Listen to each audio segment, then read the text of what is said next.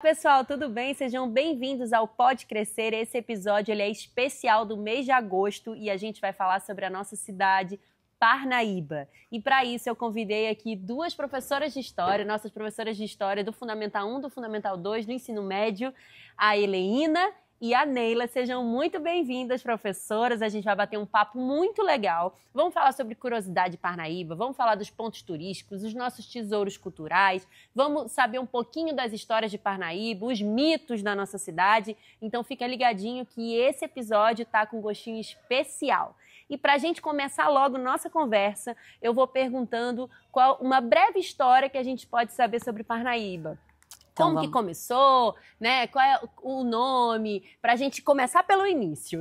Então vamos lá. Gente, falar sobre Parnaíba é sempre encantador, né? Na universidade a gente tem aí 2 matérias falando sobre isso e até mesmo dentro da história da Parnaíba, na educação, educação básica, tá? A gente tem o currículo Piauí, que vai trazer muita coisa boa para a gente. Para a gente começar a falar do início, como a Evelyn citou, é preciso a gente falar, né, que como todo litoral piauiense, como todo litoral brasileiro, ele foi povoado primeiramente pelos povos indígenas, com um tronco linguístico mais marcante aí sendo o tupi.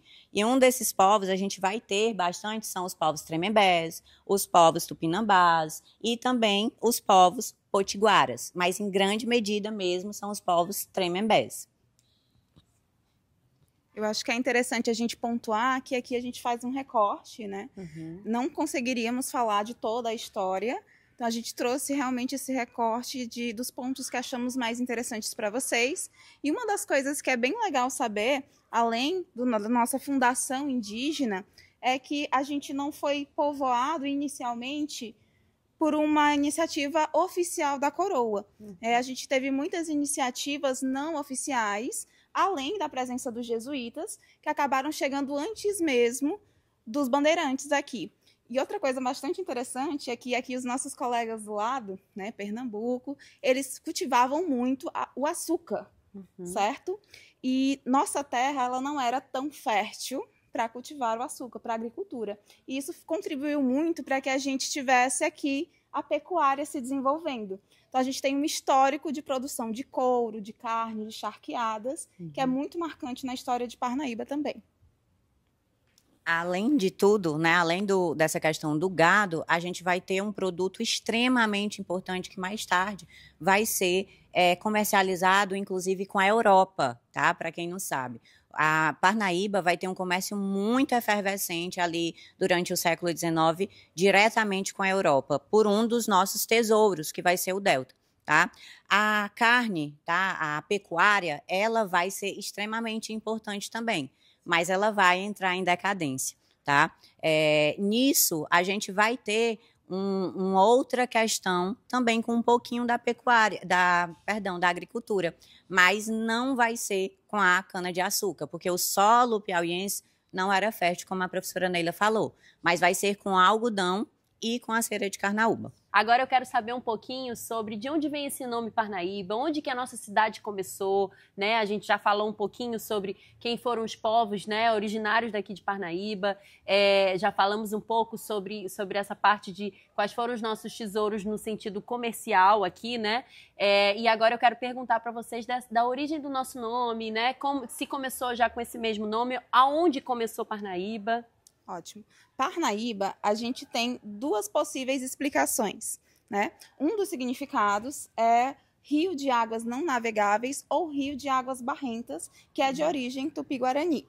Outro significado do nome Parnaíba é que pode ter sido uma homenagem a uma vila que existia em São Paulo, de um dos grandes colonizadores que vieram para cá e teria sido homenageado. Então, a gente não tem, entre os historiadores, um consenso. Tem essas 2 possíveis explicações. Pronto. É importante a gente falar também, gente, que nessa questão de fundação, as primeiras grandes cidades, elas se formaram a partir de um rio. E Parnaíba não foi diferente. O Rio Igaraçu vai dar esse suporte muito grande para a formação. Além de que Parnaíba, tá, vai ter 2 possíveis polos de formação, que vai ser a Fazenda Testa Branca, tá? E o Porto Salgado, que hoje é reconhecido como o Porto das Barcas. A Fazenda Testa Branca vai ser reconhecida com este nome, tá? Vai ser uma fazenda, vai ter criação de gado e era conhecido, né, como o nome Testa Branca porque tinha um boi que tinha exatamente a testa branca. E o Porto Salgado já é de se imaginar, né? Tem a carne de charque, que é conhecido também como carne de sol, uma carne muito salgada, e hoje é reconhecido como Porto das Barcas. Muito interessante. E pegando esse gancho, né, do Porto das Barcas, eu queria que a gente conversasse um pouquinho sobre esses tesouros culturais que a gente tem aqui em Parnaíba. Quais são os pontos principais que a gente até hoje tem, né, como riqueza aqui, que é uma cidade lindíssima, né, encantou. Todo mundo que vem aqui se encanta. Eu, inclusive, não sou de Parnaíba, mas sou apaixonada por Parnaíba, uma cidade muito agradável. E eu queria saber um pouquinho mais sobre quais são os pontos turísticos, os tesouros culturais que vocês acham muito interessante e enriquecedor para a gente trazer aqui para esse debate. Eu sou suspeita para falar, eu e a professora Helena, porque a gente é daqui e a gente ama muito essa cidade, é uma cidade muito bonita. Foi até difícil a gente recortar esses pontos, né, para falar para vocês, mas eu acho interessante que a gente comece a falar da Catedral Nossa Senhora da Graça, que é um ponto muito marcante e importante desde a sua fundação até hoje. Ainda é um polo social muito importante. Verdade. Então, vamos começar. A Igreja Nossa Senhora da Graça, ela vai ser um ponto extremamente bem localizado, porque ela vai estar no centro da cidade de Parnaíba, no centro histórico. É ali que se inicia a vida urbana de Parnaíba. Nada muito diferente do que todas as outras cidades brasileiras, né? Para a gente falar de uma cidade, de uma urbanização, como eu falei no início, a gente precisa falar de Rio, que foi a fundação, né? Mas depois, o que é que vem? Quando a cidade começa a evoluir, quando ela começa a passar não mais de apenas uma fazenda, apenas um porto, ela passa a ser elevada para uma vila, Vila São João da Parnaíba, e logo depois é elevada à cidade. Então, a partir de quando Parnaíba realmente vira Parnaíba, é a partir dessa igreja. É lá onde acontece o centro urbano, é onde as pessoas vão para a missa, é onde o ato político também acontece, é lá que aconteciam os casamentos, os batizados, e ela começa a ser produzida a partir de 1761 e só começa a realmente ter uma forma a partir dos anos de 1765. Então, isso vão ser aí alguns anos de construção. Vai ser uma construção com arquitetura muito baseada no barroco, que era Portugal, né, de Portugal, tá? Um barroco mais voltado aí para a era colonial ainda, português. E é importante a gente ressaltar, né, que era uma antiga vila, depois vira cidade, mas tem esse centro político muito importante, principalmente a partir da criação dessa igreja. Por quê? Porque ali tem a presença do catolicismo, que é o que dá origem à zona urbana, principalmente porque Portugal é aí um dos maiores, né, países que tem uma religião muito forte. E isso foi trazido e implementado às religiões já existentes aqui também. Muito bem. Você aí já conheceu a catedral? Duvido que não tenha conhecido ainda, né? Mas se você, porventura, ainda não foi, ou então quer vê-la de uma outra forma, fica aí o convite. Inclusive, também fica o convite para você comentar embaixo qual é o ponto turístico que você mais gosta de Parnaíba. Então, aproveita que elas já começaram aqui com o primeiro, mas já comenta aqui embaixo qual que você acha que é mais interessante ou que é, assim, imperdível para a gente conhecer em Parnaíba. Uma coisa que é interessante ainda falando da catedral é que nós temos, tanto por Portugal como pela Espanha, um projeto político de urbanização das cidades que é bem padronizado. Então, nesse projeto político de padronização das cidades luso-brasileiras, dos portugueses, a igreja acaba sendo o primeiro ponto a ser construído, porque a partir dela vai se desenvolvendo, né, o resto da cidade. Então, a igreja, praça, aí vem Câmara Municipal, a casa das grandes elites, daqueles que investem, né, nesse ambiente, e a partir disso, nos arredores, as pessoas mais comuns vão se instalando. E em Parnaíba não foi diferente, a gente consegue notar. Você falando, já me veio na cabeça ali a Catedral, a Praça da Graça, a Câmara dos Vereadores, né? E as casas das elites daquela época, né? Exatamente, que era quem fomentava o comércio, né? Tanto o comércio local, mas também o comércio com o exterior. E é importante a gente falar também que a igreja, ela não era apenas um símbolo religioso. Ela era também um símbolo político, porque como a professora Neila falou, e a Evelyn complementou, estava tudo ali junto e misturado, né? Então, naquele mesmo centro, além da igreja, nós vamos ter a casa dessa elite parnaibana, vamos ter a casa da Câmara e Cadeia, que era onde funcionava a administração, tá, daquela localidade, que recebia ordem diretamente da capital, tá, da colônia, certo? E a gente vai ter esse espaço como um espaço oficial de conversação, de leitura e, principalmente, né, ainda tinha a questão das execuções que aconteciam lá também, tá? Para servir como exemplo, para que ninguém conseguisse aí se impor de maneira direta nem indireta contra esse poder local. Muito bem. E pegando o gancho aí, já falamos ali da catedral, eu imagino que o próximo ali ponto turístico seja algum ali ao redor da igreja, não é isso? A gente também achou importante citar a Praça de Nossa Senhora da Graça. Justamente, né, fazendo essa ligação, impensável até para essa época você ter uma igreja dessa magnitude, uma catedral, que representa tanto poder político e social e não ter um local para socialização. Eu acho que é importante a gente lembrar que quando a gente fala da Praça da Graça nesse contexto colonial, no século XVIII, ainda não é a praça que nós temos hoje. Ela passa por diversas reformas, principalmente aí no século XIX, no século XX, que deixam ela mais parecida com o que a gente conhece. Mas ainda assim, aquela frente da igreja que era cuidada, ela representava um espaço social muito importante para a memória, para a cultura, para o comércio, para a política. Inclusive lá é que a gente tem a figura do Simplício Dias, que grita a independência do Piauí. Ele diz, olha, Parnaíba apoia Dom Pedro. Nós estamos ao seu lado, ao seu favor, antes mesmo de qualquer outra cidade do Piauí a se manifestar. E, inclusive, é por isso que o nosso 19 de outubro, ele é considerado o Dia do Piauí. Porque em 19 de outubro de 1822, Simplício Dias se reuniu com outros grandes líderes da elite e lá ele se manifestou a favor da independência. Então, a Praça da Graça, ela representa uma extensão dessa sociabilização que existia dentro da igreja. Então, se dentro da igreja, as pessoas mais ricas, né, no caso da Igreja da Graça, elas iam muito bem vestidas, arrumadas, para representar esse poder, essa elite parnaibana, na extensão, na praça, elas falavam, não era mais só um símbolo da sua vestimenta, da sua postura. Existia também a conversa, a troca. E dentro dessa praça, a gente vai ter diversas festas. A questão das punições públicas também era considerada como um pelourinho. Punições aos escravizados, para dar esse exemplo que a professora Helena comentou, eram feitas lá. É como se a gente estivesse falando aqui do coração de Parnaíba, né? E a gente tem lá hoje o Marco Zero, né, que é interessante. A gente tem vários monumentos, um monumento para os heróis da independência. A gente tem uma grande imagem do Simplício Dias lá, representando essa importância histórica. Então, a praça, ela acaba sendo, para nós historiadores, uma extensão da vida social, da vida política. E trazendo mais para o nosso contexto recente, hoje ela é para a gente um polo cultural.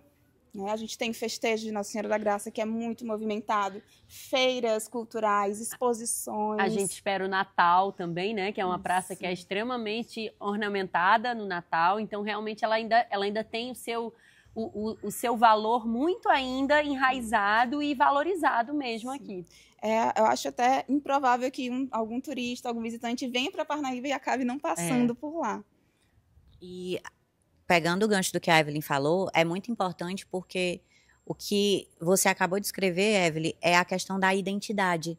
É uma memória que ela foi perpetuada e hoje, né, até hoje, gera uma identidade parnaibana, tá? Lá, para a gente falar dessa praça, né, a gente não está falando apenas da questão de ser um espaço, de estar lá por estar lá, né? É realmente um espaço de sociabilidade, é um espaço onde vai acontecer e vai ser visto como um espaço que realmente acontece a vida urbana daquele centro que era Parnaíba, né? Porque aquele espaço é que era Parnaíba, tá?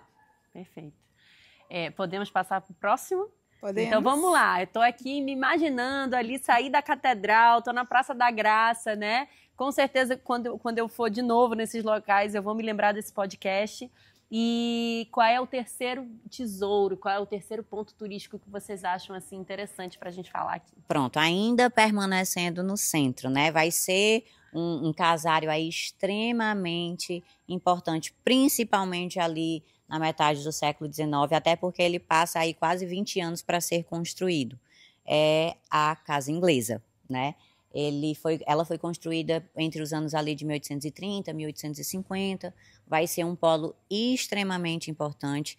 E aí, o que é mais interessante, o que me pega, é que na cidade de Parnaíba a gente tem alguns mitos. Então, quando a gente vai se debruçar sobre as fontes históricas, a gente não consegue chegar em uma verdade absoluta. E isso é a história, né? A gente nunca tem uma verdade absoluta porque a gente não está lá para ver, mesmo que se a gente tivesse. São várias versões dessa história. E as fontes históricas ajudam a gente, mas a gente não sabe por quem foi construída, né?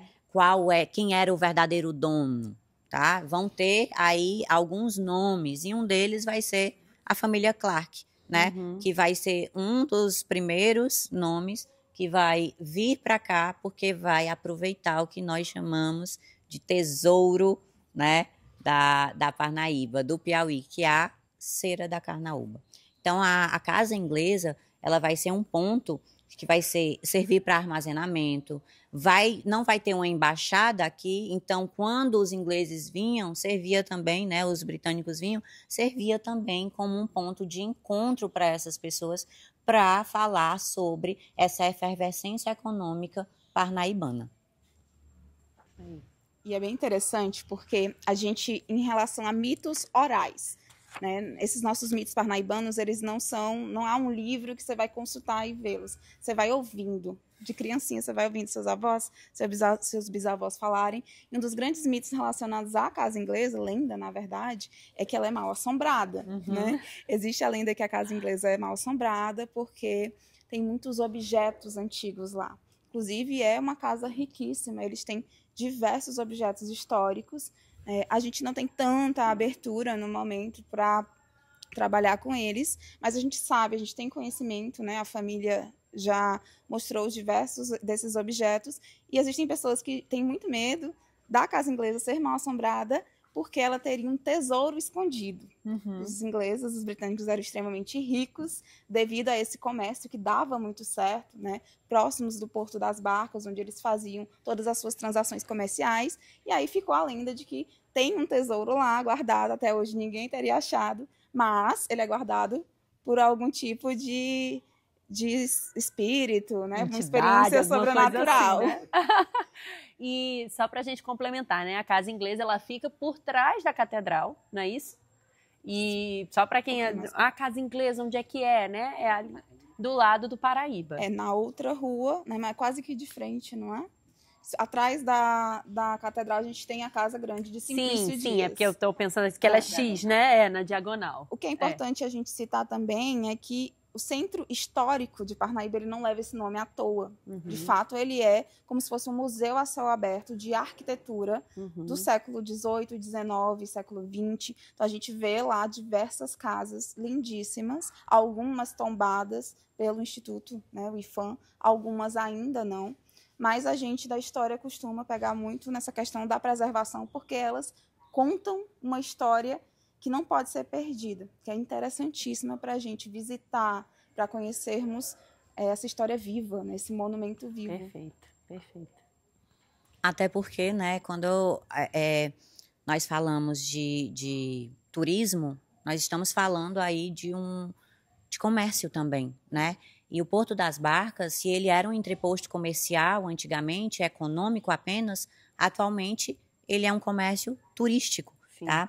Então, a Casa Inglesa, É interessante também citar, a gente teve uma aula de campo com um professor na universidade, que nós temos um perfil muito voltado para o Portugal, arquitetônico. A casa inglesa ela é mais diferente. Ela vai ter alguns traços de uma arquitetura neogótica, o que é raríssimo no Brasil, né? Principalmente na região norte. Então, a casa inglesa ela vai servir aí para sede de reuniões, ela vai servir também como um polo da embaixada que fazia essa conversação com esses britânicos que vinham à procura de fechar comércios, né, fechar essa comercialização com os parnaibanos. Nós vamos ter também um local de recepção dessas autoridades, vai ter também articulação, principalmente com negócios para um dos nossos tesouros. Mais uma vez, o Delta entrando, né? O Delta do Parnaíba sendo Estamos deixando esse centro. por último para a gente falar só dele. Só dele, exatamente. Então, existe essa pegada mais neogótica, né, bem diferenciada. Se você perceber, as janelas, né, elas são um pouquinho diferentes da outra arquitetura composta no Centro Histórico de Parnaíba, exatamente por isso.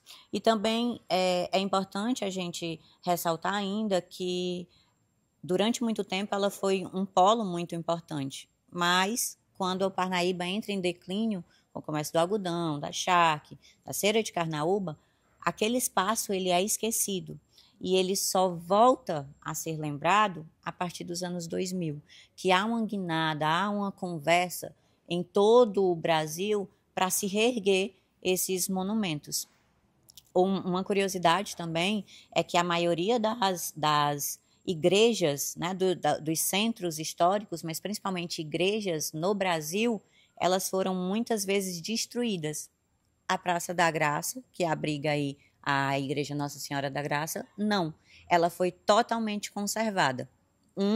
Uma distopia aí, né? Algo que destoa também dessa questão. Porque se em determinado ponto não há preservação, mas em outro, que é a Praça da Graça, esse monumento, esse tesouro, que abrigava aí uma história, uma memória, uma identidade parnaibana, tanto da elite, mas também dessas sociedades mais comuns como nós, ela não foi destruída, ela foi reerguida, não tem o seu acabamento completo, né?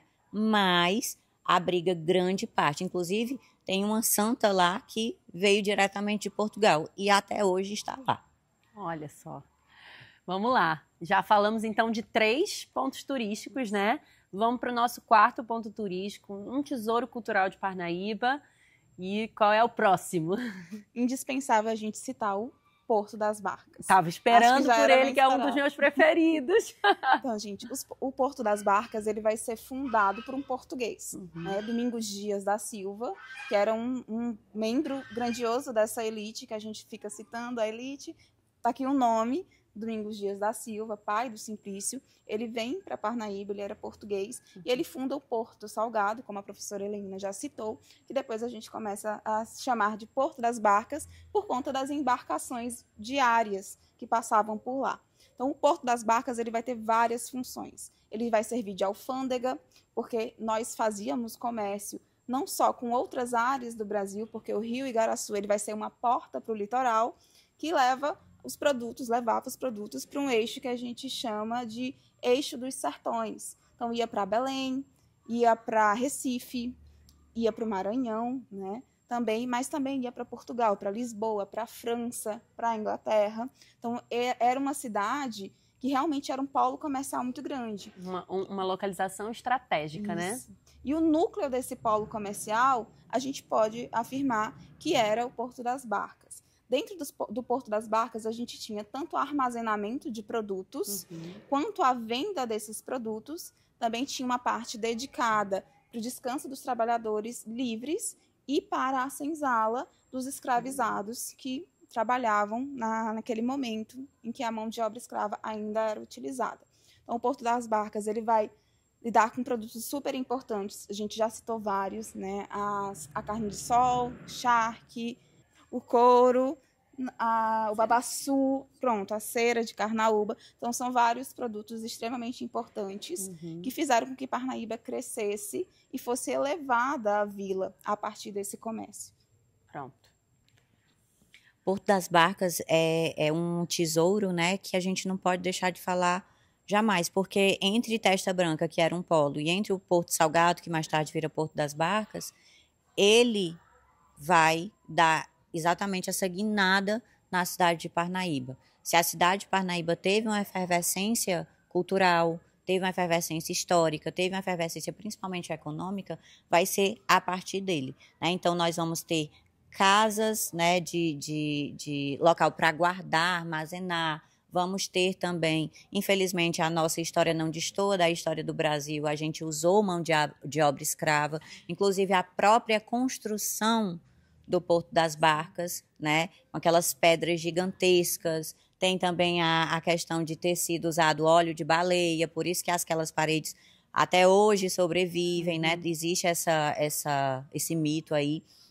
Então, o Porto das Barcas era esse entreposto essencial, né? E hoje nós temos um museu, um dos maiores, na realidade o maior do Piauí, que é o Museu a Céu Aberto, que hoje também abriga o Museu do Mar, trazendo esse passado para a atualidade, né? Então, durante muito tempo, o Porto das Barcas, ele era o lugar que dava suporte para a carne de charque ser vendida, para a carne de charque ser transportada, inclusive para receber a carne de charque, para receber o couro de outras localizações como o Pará, como Maranhão, porque não existia uma área delimitada.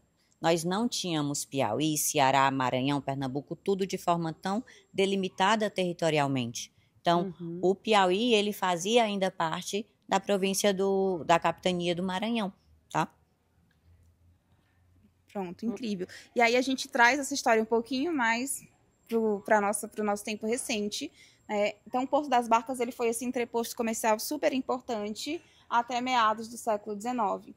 A partir do século XX, como a professora Helena também já citou, Parnaíba vai entrar em decadência econômica e o Porto das Barcas ele vai ser abandonado. Ele vai ser cada vez menos frequentado, menos usado. Isso se deve muito também à questão da construção das estradas de ferro. As embarcações eram mais caras, mais demoradas para entregar esses produtos. E ele acaba ficando ali sozinho, né, sem ninguém investir, sem ninguém cuidar. Isso vai fazer com que ele tenha uma degradação, né, na sua forma. E a gente volta a olhar para o Porto das Barcas nos anos 2000, com esses projetos de revigorar os nossos centros históricos. Então, o Porto das Barcas ele traz muito da alma econômica de Parnaíba. O nosso orgulho econômico está muito ligado a ele. E hoje ele vai trazer para a gente exposições, o museu, como a professora Helena falou, restaurantes, várias atividades culturais, sociais que enriquecem o nosso turismo. Então, mais um ponto, mais um tesouro que começa lá na colônia, perpassa o Império, perpassa, né, todo o processo de transformação da República e ainda hoje é super importante para a gente. E vocês falando aí desse apogeu econômico de Parnaíba, né? Eu me lembrei, inclusive estávamos conversando antes do podcast, que eu não sou parnaibana, mas assim, desde quando eu cheguei, foi uma das curiosidades que mais me chamaram a atenção, né? Pensando nessa parte econômica, sobre a agência do Banco do Brasil.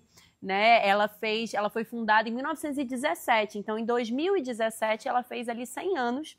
E ela para quem tem conta, eu tenho conta na agência do Banco do Brasil, o número da agência é 023X, que significa que ela foi a 23ª agência fundada no Brasil, para você ver a importância de Parnaíba. A primeira agência foi fundada no Rio de Janeiro, a 23ª aqui em Parnaíba, em 1917. Então, isso prova o que vocês têm dito sobre esse apogeu econômico e também a importância para um grande centro comercial que foi Parnaíba, né? Que aí já entra naquela coisa de Parnaíba ser a cidade do já teve, né? Que é outro mito, outra curiosidade de Parnaíba que a gente vai falar só pensando. É verdade. Até hoje, a agência do Banco do Brasil é 023 para dizer que foi a 23ª fundada no país. E o interessante, né? O quanto o Banco do Brasil é importante. Eu sempre falo nas minhas aulas, quando a gente vai falar sobre a chegada da família real ao Brasil em 1808, né? E aí a gente vai ter um boom de tecnologia chegando, como, por exemplo, a imprensa régia, que foi instaurada no Rio de Janeiro, a criação do Banco do Brasil. Então, ter a 23ª agência do Banco do Brasil no estado do Piauí, a primeira do Piauí foi, né? 23ª do Brasil. É para lembrar os nossos adolescentes que Parnaíba, né, já foi um polo econômico muito importante, se tratando aí de transações econômicas, mas ainda hoje se tratando agora da questão turística. O que a gente não pode deixar de falar também é a riqueza cultural e simbólica que o Porto das Barcas é para a gente. Por quê? Porque além de toda essa galera aí importante, elite, hoje a gente tem o quê? Artesanato, que é da nossa terra. Então, lá também abriga várias lojas de pessoas que pegam a palha da carnaúba até hoje, que é um símbolo, né? Símbolo, tá? E uma riqueza muito importante, e vende esse comércio, né, de uma forma muito grande, principalmente agora na época de julho, que é quando a gente mais recebe turista. Isso aí. Agora vamos para o quarto ponto turístico. Não, quinto já. Já é o quinto ponto turístico e a gente deixou o melhor por último, gente. Agora a gente vai falar sobre ele, o querido, o maravilhoso Delta do Parnaíba, que não podia ficar de fora, né? Parnaíba, ela é uma cidade muito sortuda, no meu ver pessoal. A gente tem tudo, né? É uma cidade incrível. O Delta, ele tem sido cada vez mais valorizado, tanto pelos próprios parnaibanos quanto pelos turistas que acabam chegando aqui. E ele traz para a gente, além da história, muita coisa legal sobre a nossa geografia, sobre a biologia, sobre preservação, sobre ecologia, sobre como a gente pode agir aqui na nossa cidade para preservar a nossa natureza. Que muitas vezes a gente, na correria do dia, não percebe que aqui do nosso lado a gente tem um rio para ser preservado, a gente tem diversas ilhas que abrigam diversas populações ribeirinhas, que são essas populações que trazem a cultura para a gente na forma do artesanato, na forma da renda. Dentro do Museu do Mar, a gente consegue perceber essa riqueza de detalhes, tanto da natureza quanto da produção artística. Então, o Delta, ele vai ser um compilado talvez do nosso apogeu atual, cultural, tanto de natureza, como de geografia, como de história. Só para vocês terem uma ideia, nós temos mais de 70 ilhas fluviais, né, que vai abranger aí tanto o estado do Piauí quanto o estado do Maranhão. Então, a gente falar de Delta do Parnaíba, a gente vai estar falando do Delta das Américas, mas a gente vai estar falando também do terceiro delta mundial, que a gente só vai ter outro delta aberto no mundo, no Vietnã e, exatamente, né, no continente africano. Então, é uma riqueza muito grande, né? É algo que a gente tem que olhar e se orgulhar, e também tem que conhecer, né? Então, além de tudo isso, é importante a gente dizer que o delta ele também servia para o comércio, óbvio, né, do rio Igaraçu, ia ali para o delta e já desaguava ali no oceano. E outra coisa importante, né, que a gente, a partir das nossas leituras, que a gente se debruça muito sobre esses livros da história da Parnaíba, eu andei lendo e descobri também que o Delta do Parnaíba, ele servia não somente para a área comercial, mas ele servia também para que os escravos fugidos, como são ilhas que, meu Deus, para a gente ir... Para se situar, isso. Então era uma rota de fuga também. Então, era uma rota de fuga também. Para essas comunidades, né, eles fugirem dos maus tratos dessa elite que a gente tanto fala, tá? Uhum. E é interessante porque isso explica muito da nossa formação, né, das nossas comunidades ribeirinhas. A gente não se separa dessas comunidades, nós fazemos parte, elas fazem parte da nossa história, e a gente consegue ver como os nossos fundamentos são tanto indígenas como africanos. Mesmo que num contexto que a gente não fica feliz, mas a gente precisa citar, que é o contexto da escravidão, o contexto onde a gente sabe que esses indígenas foram amplamente exterminados, muitos resistiram. E essas comunidades que vivem hoje aqui no nosso entorno são a prova dessa resistência, não só a resistência de sobreviver, mas a resistência de manter a sua cultura, a sua história, que a gente tanto valoriza. E aí, pessoal, a gente, para falar, né, sobre o Delta, sobre todos esses tesouros, a gente também precisa citar, lá no período da Segunda Guerra Mundial, vai ter um cara que vai falar sobre a pedagogia da memória. E eu trago isso muito para a sala de aula, né? O que é a pedagogia da memória? É lembrar, é não deixar ser esquecido. O Theodor Adorno, ele vai fazer isso com a memória da Alemanha, com a Alemanha nazista, mas não se aplica só em acontecimentos ruins, se aplica também em acontecimentos bons, de efervescência cultural, efervescência econômica, como a história de Parnaíba. É tão bom a gente ir no centro e perceber que a gente pode muitas vezes sair do século XXI e estar ali de frente à arquitetura do século XVIII, do século XIX. Então, praticar a pedagogia da memória é conhecer Parnaíba. Praticar a pedagogia da memória é conhecer a sua cultura, a sua identidade, é enveredar, né, por toda essa história do passado, mas que até hoje é presente. Muito legal, isso aí. E você já conheceu o Delta do Parnaíba? Tem alguns parnaibanos que eu sei que nunca foram, então tem que ir conhecer, né, prestigiar, como a gente diz, é motivo de orgulho mesmo. Comenta aí no nosso podcast se você já foi, se você indica, né? Qual é o ponto turístico aí que está faltando você dar um check, ou que você vai revisitar depois de ter escutado essa verdadeira aula aqui que foi esse podcast. Para a gente terminar o nosso assunto, eu queria que vocês falassem um pouquinho agora da parte das curiosidades ali de Parnaíba, os mitos, o que tem assim de interessante do Você Sabia da nossa cidade. Vamos lá. Uma coisa que eu recebi várias mensagens no WhatsApp quando foi ter a prova aí de Parnaíba e todo mundo me perguntando: Heleina, tu sabe quais são, o que é que significam as 3 datas da bandeira? Pois é, lá vai eu procurar. Pronto, essas 3 datas são datas extremamente importantes. Lembrando que historiador, professor de história, não se prende somente em data, mas todo o repertório histórico. Mas algumas datas, elas marcam muito, como, por exemplo, a data que Parnaíba vai se tornar Vila de São João da Parnaíba, que é uma das datas. Nós vamos ter também a elevação da cidade e a outra data é a criação do Brasão de Parnaíba, que aí tem toda uma história por trás. Ninguém sabe quem foi que fez. Eu fiz várias pesquisas quando chega, né, a data aí do Dia da Parnaíba. Então, a gente sempre se debruça mais sobre esses conteúdos, né, que ficam aqui adormecidos, não são esquecidos, mas ficam lá um pouquinho paradinhos, né? E aí a gente volta, mas não se tem um repertório, um registro oficial sobre isso, de quem fez o brasão. Mas existe uma lenda dizendo que é da família Simplício Dias da Silva, né? Os Dias da Silva, eles protagonizam muito a história de Parnaíba. Eu acho que é muito improvável que a gente fale de história da Parnaíba sem citá-los. Então, as curiosidades que eu vou trazer para vocês são relacionadas a eles também.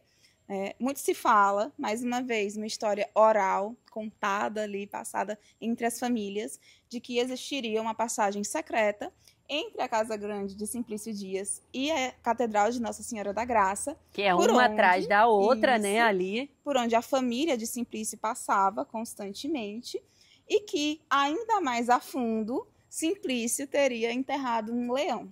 Eita! Um mito bem forte. Outra coisa que se fala muito é sobre o famoso cacho de bananas de ouro. Sim, essa eu também já ouvi por aí. Que Simplício teria dado de presente para o imperador, né, Dom Pedro I, que eles de fato eram muito próximos, né, e tinham essa relação, além de também falarem que Simplício era tão rico que teria ladrilhado a sua casa com moedas de ouro.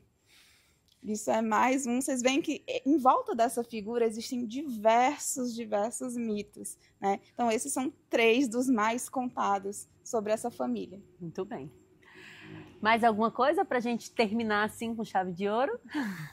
Dizem também, né, que ele era tão rico, que mandou até os escravos deles estudarem, né, música fora do Brasil, né, em Portugal. Perdão. Existe uma que é junto ao nosso folclore brasileiro, né, nortista, com a nossa figura histórica parnaibana, que além de ser conhecido como um homem muito, muito rico, ele também ficou conhecido como um homem muito ruim, de personalidade também muito já ruim. ouvi isso. E aí falam que Simplício era tão ruim que, ao ser enterrado, ele teria se transformado num corpo seco.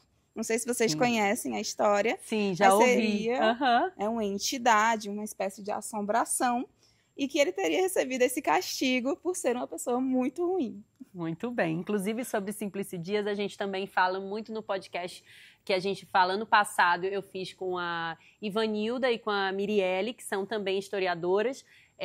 A gente fala sobre como criar crianças antirracistas no mês de novembro, que a gente fez esse podcast. Então, quem quiser saber um pouquinho mais, a gente também fala sobre essa parte. Se eu não me engano, a gente fala até do corpo seco também nesse podcast. Eu gostaria de agradecer aqui as nossas professoras de história, professora Leína, professora Neila. É um prazer estar aqui com vocês. Foi um aprendizado para mim também. E eu espero que esse podcast faça você refletir e se orgulhar da cidade que a gente vive, porque Parnaíba realmente é um orgulho e é um prazer morar aqui. Não sou parnaibana, mas fui abraçada por Parnaíba, como ela faz com os filhos e quem está chegando também. Então, eu agradeço.